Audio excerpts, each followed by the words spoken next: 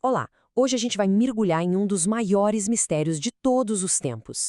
Vamos tratar a Bíblia não só como um texto sagrado, mas como se fosse a cena de um crime. Um crime literário e histórico. Bom, vamos começar essa investigação. E aqui está a grande questão, né? Por séculos, estudiosos, teólogos, até detetives amadores têm vasculhado essas páginas em busca de respostas. E olha, não é uma pergunta simples não, mas a resposta é muito mais fascinante do que se pode imaginar. É exatamente assim que a gente vai abordar o assunto. Como em toda boa história de detetive, a gente começa com as pistas. Sabe, aquelas anomalias que não se encaixam, os detalhes que parecem estranhos. E as primeiras pistas não estão enterradas em algum deserto, não. Elas estão escondidas à vista de todos, nas próprias palavras do texto. Leitores mais atentos ao longo dos séculos notaram umas inconsistências que simplesmente não dá para ignorar. No jargão dos detetives de texto, isso tem um nome: duplicata. E a Bíblia está cheia delas. São histórias contadas duas vezes, uma do lado da outra, e muitas vezes com contradições bem claras. Para o investigador, isso é um sinal gritante de que mais de uma pessoa esteve, digamos, na cena do crime. A história de Noé é a prova perfeita disso. Olha só, em uma versão, Deus é chamado de Javé e manda Noé levar 7 pares de animais puros. Aí, poucos versículos depois, Deus é chamado de Elohim e a ordem muda. Agora é só um par de cada animal. 2 ordens que se contradizem, 2 nomes diferentes para Deus, tudo na mesmíssima história. Estranho, né? Então, como é que se explica essas impressões digitais? A principal teoria dos especialistas é a chamada hipótese documentária. Ela propõe que os primeiros 5 livros da Bíblia não foram escritos por uma pessoa só. Na verdade, eles teriam sido costurados a partir de, no mínimo, 4 fontes principais. Os estudiosos chamam elas de J, E, D e P. Cada uma com seu estilo, sua própria visão. Vamos focar nas 2 mais antigas, J e E, porque é aí que o mistério fica bom de verdade. E aqui estão os nossos 2 suspeitos principais. A fonte javista, ou J, usa o nome Javé e descreve um Deus muito humano.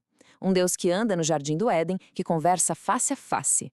Já a fonte eloísta, a E, usa o nome Elohim e retrata um Deus mais distante, mais transcendental, que se comunica por sonhos e anjos. E o ponto crucial é este: elas vêm de lugares diferentes. Bom, agora que a gente já tem as pistas, precisamos de um motivo.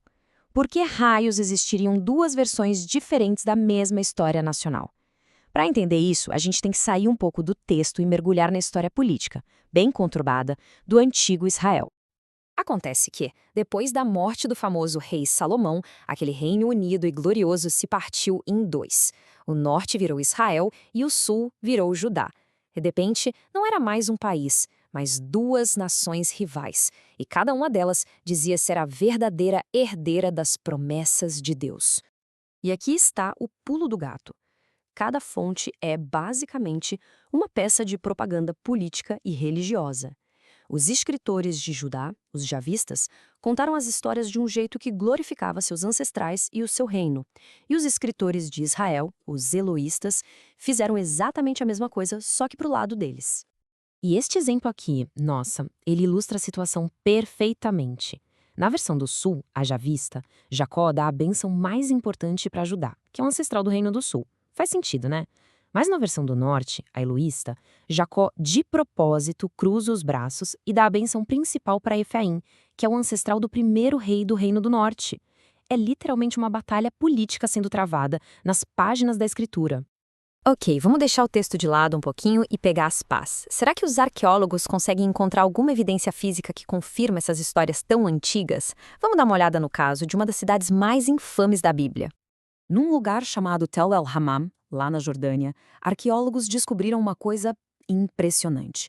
Uma cidade gigantesca que prosperou por milênios e, de repente, por volta de 1550 a.C., foi aniquilada. Sumiu do mapa por um evento de calor extremo. Tão intenso, mas tão intenso, que derreteu cerâmica e paredes de barro. A região inteira ficou inabitável por séculos. Agora, claro, isso não prova a história bíblica, mas sugere e com muita força que uma catástrofe real e aterrorizante pode ter sido a inspiração para a lenda. É claro que nenhuma boa investigação estaria completa sem umas teorias mais, digamos, de outro mundo.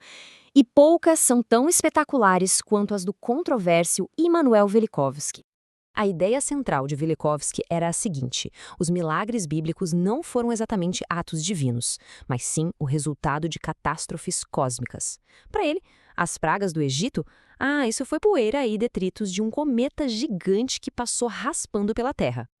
E o Sol que parou no céu para Josué?